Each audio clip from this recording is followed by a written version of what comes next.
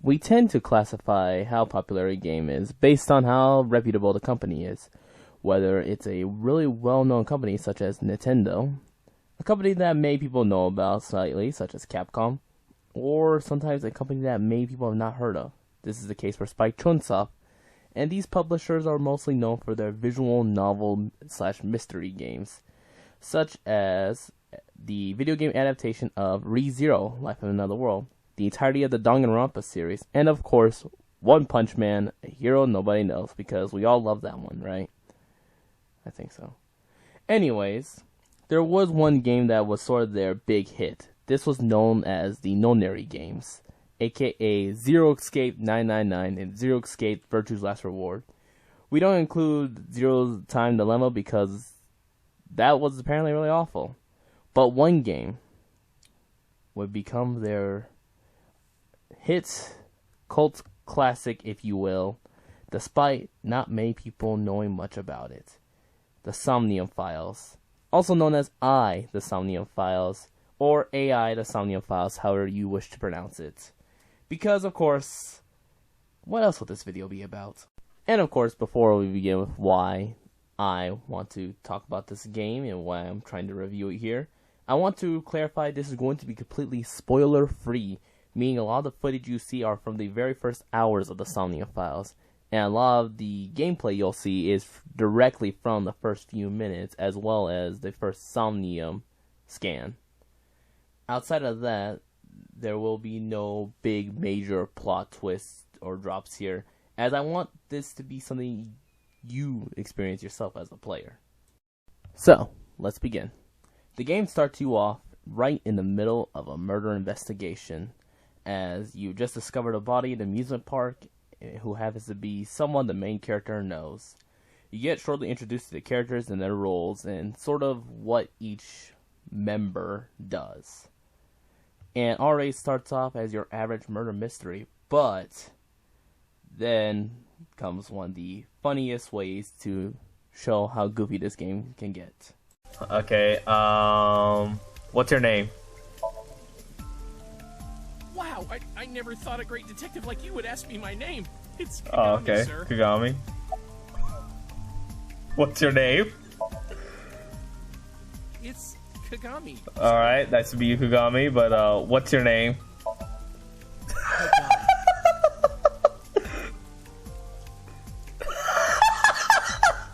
Kagami. Can I keep going? The expected from Metro. I hope he finds the lead. What's your name? Are you serious? It's Kagami!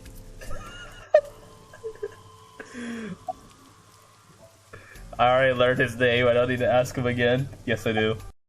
And if you're wondering, this is actually a running joke throughout the entire game. You will have several encounters with Kagami, who is already one of my favorite characters.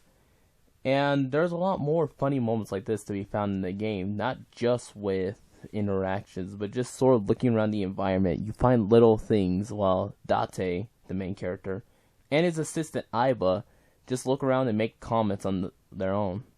Even other characters, if they're nearby, will often comment along with you. It just creates for some funny banter. And of course, the game's not all just fun moments. There are serious moments that know when to hit hard, too. But the game knows not to take itself too seriously while landing those serious moments. It plays a fine balancing act between really dark and can be really lighthearted at the same exact time. Now, the game itself is separated into two different modes. You have your regular investigation mode and your Somnium mode. There's not really officially called this, I just kind of named it that. Investigation mode is what Date normally does in the real world, where you look around, interact with objects, and you select different prompts when they pop up. In Somnium mode, however, the game shifts to a much more explorative manner, where you explore people's somniums, or, in normal speaking terms, their dreams. Because that's where the Somnium part of Somnium Files comes from. And this is a more of a puzzle-solving experience that relies on you managing time, as in the game's lore, you require 6 minutes of time. And whenever you interact with objects, different amounts of time get taken by your interactions, meaning that yes, you can mess around inside people's dreams, as you can see Aiba doing now, or you could find a straight, narrow path towards their right answers. Because there are different answers you can find. And depending on the dream's path, you can actually change the course of the game itself. This is where the different routes come in and different endings. And depending on your different routes and different picks and choices and all that, determines the ending you reach. Now, of course, at some point you're going to reach all routes. However, it is important to know that some routes will be closed off for story reasons, as you need to clear specific parts of the story in order to truly understand and unlock them. So you're not going to accidentally end up spoiling the big reveal to yourself until you, as the player, have completed the entirety of the other endings. So, for a quick explanation, somniums are revolved around different mental locks, meaning the right answer unlocks that lock. And the thing is that not all answers are going to be as straightforward as you'd want them to be. Sometimes opening the door is not the right answer. Maybe you gotta kick the door. It's all about how you use your brain to think outside the box, as these are all dreams. And if you ever had a dream, you would know that not all dreams are exactly logical. Sometimes you could be flying and a hot dog appears in your hand. Why? Nobody knows. These are just how dreams work. The same logic applies to the Somnium Files, as you gotta be very careful with your actions. Think of how each answer would relate to the person that's involved, as well as how it will apply to the dream in question. And even during the somniums, the game is just riddled with funny moments with all the different interactions you can make. Because, of course, you're going to make mistakes along the way. And you get to see those mistakes in the form of Aiba, as she is your avatar you control during the somnium. And trust me, it's hilarious and completely worth it. Maybe you should smell it. Although I don't know why you're not able to just grab it and smell it, but you know. Hey, I didn't know you could smell. I can't. I'm pantomiming. Isn't it easier to visualize this way? Sure. Whatever. Not enough. Pardon? Harder. You gotta smell it harder. How hard do you smell your flowers? Okay. You just go. Oh, that hurt. Apparently he does. Oh! I mean, we all had those dreams. So, yeah. You could expect all those crazy dreams you have to sort of play a role in this game. Because this happens quite a bit. A lot more than you would think. Especially during a lot of the cases that you try to solve. It's funny because, yeah, you may be trying to solve a murder, but you gotta admit, there's some fun to be had here, right? Of course, when you're not dealing with somniums, you get to meet the wonderful cast of characters that this game features. Whether it's from the extreme perverted Date that you play as, Ota, the fanboy, Iris, the streamer and idol, Mizuki Okiura, your 12-year-old roommate who's technically your child, adopted. I don't know how that all works. Just know that you basically have to take care of a kid.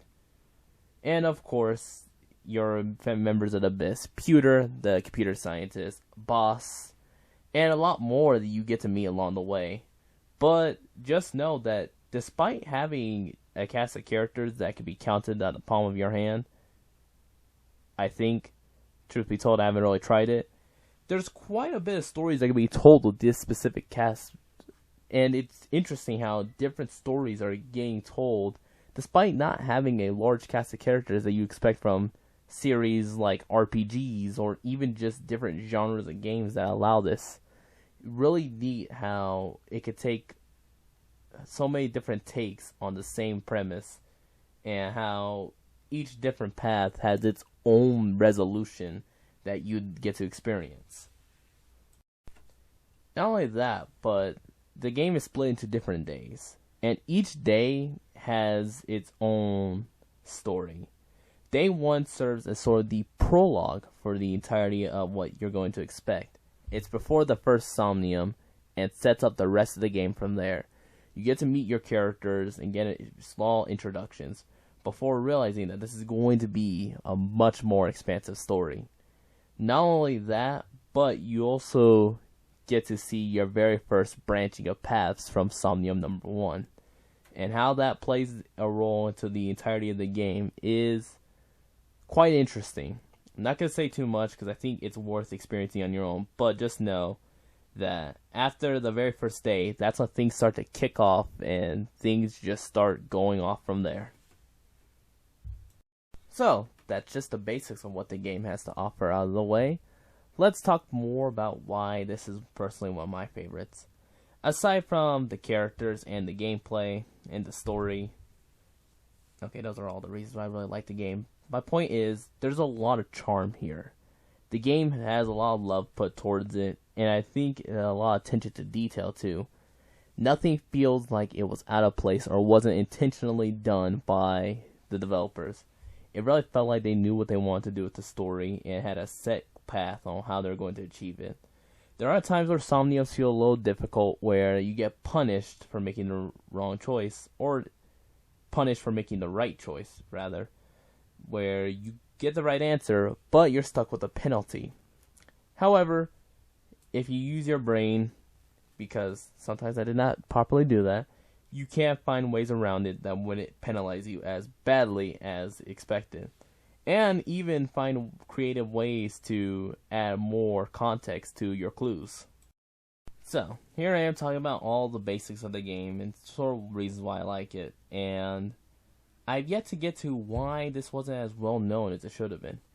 The fun fact is, surprisingly, a lot of people have heard of this game but probably didn't know it. A long time ago, there was actually, and by a long time, I mean a year ago, promotional material for this game in the form of a YouTube channel. This channel was known as Lemniscate and featured one of the characters in game as a VTuber idol who would go around playing games, talking about the Somnium Files, and just promoting her own content. This was actually a cover they used to secretly promote the Somnium Files by actually featuring little hints, whether it's by videos or even a full-on spoiler video by, which I'm not really going to talk about, but if you do want to see it, the channel is called Lemniscate on YouTube. Not only that, but Twitter accounts were created for both characters, Iris Sagan and Ota Matsushita, which please check out if you ever get a chance. Those are really hilarious because they write these tweets as if these characters were in the real world, and it's hilarious. They simply just do not hold anything back, and it's funny, especially Ota. He's a bit of a menace to society in my opinion, but you know, that's what to expect. Other than that, there was really nothing else outside of advertisements and commercials. And it's strange that this game went under the radar for so long because there's a lot of great moments in it. Of course, the game at some point did get review bombed, but the situation behind that is rather dumb, and in my opinion, it did deserve to get the review bomb it got. And frankly, I'm glad that the scores went back to as high as they are now because it deserves a good review. It doesn't deserve to be bombed just because some people had issues with it. Overall, I had a Somnium Files experience that I don't think I really had a chance to really forget because it's just so unique in regards to how it handles things and how its themes are just so chaotic in a sense. There's really no life lesson to learn here from Ida Somnium Files. It's just solving your mysteries, enjoying your friends' company, and just all these other interesting things. I guess if I could boil down to it, there is a lesson that your dreams are insane. You should probably watch out for how insane they get. You have a shark being ridden by a man wielding chainsaws or something. You never know. Outside of that, all I could say is this is a great game. If you ever catch it on sale, or if you're interested in paying for whatever price it currently is right now, please do check out this game. And lastly, I do have the entirety of the Somnium Files, my playthrough, up on my twitch.tv. That will be under twitch.tv/RangerSwamp. Now, I was considering making videos, however, I still think this is a game that should be played on your own. Or with friends if you want to play with friends. but I still think this is a game that should be experienced as a whole. And if you ever do get a chance to check this game out, as I said earlier, please do, because it's just an experience that's worth it. In terms of my actual review for this game, I'm willing to just go out on a limb here. It's a complete 10 out of 10. Structurally, it works as exactly as it should. Story-wise, it's engaging. Gameplay-wise, it's exactly as the game should be played. It's a puzzle game. And overall, everything feels it works exactly as the creators wanted it to work. Doesn't feel like there was any real flaws with the game. I didn't have any bugs, and it didn't feel like something was missing. It just felt like the game itself was polished and complete. Aside from a few visual flaws here and there, there was really nothing that was game breaking or anything that made me want to actually dislike any aspects of the game. Now, is the game going to be perfect? No, there's never going to be a perfect game, but it's still worth that 10 out of 10 because of how well done this game is, especially if you're interested in the mystery genre. Outside of that, that'll be it for me. And of course, if you are interested in the game, do check it out. Now, I'm going to go ahead and leave a few funny clips for you to watch of Somnium Files. Kick it away. Oh! Came back. Do you really think we can heal Mizuki like this? I am following your instructions. I thought it would relieve some stress. You should consider what these pieces could mean. What they mean? But the cage is gone. We can get to Mizuki now. Do you not see the horses spinning at hurricane speeds? You can do it if you try a little. No, you can't. All right, fine. We have to stop the spinning. Let's try riding it.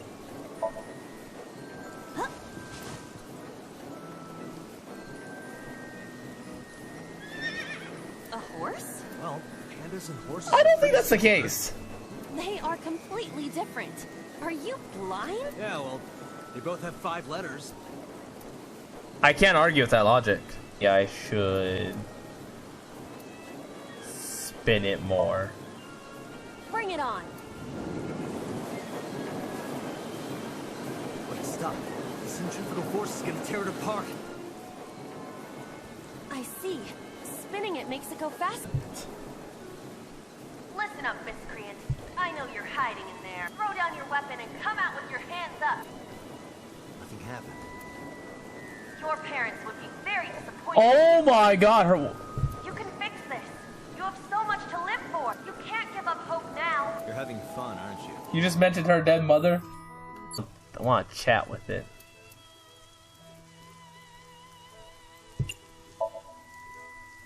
Excuse me, but do you happen to know the culprit? I see. Did you learn something? I did. Beyond a shadow What of did we a learn? doubt, Well, this horse cannot speak Oh my English. god. It's Mizuki.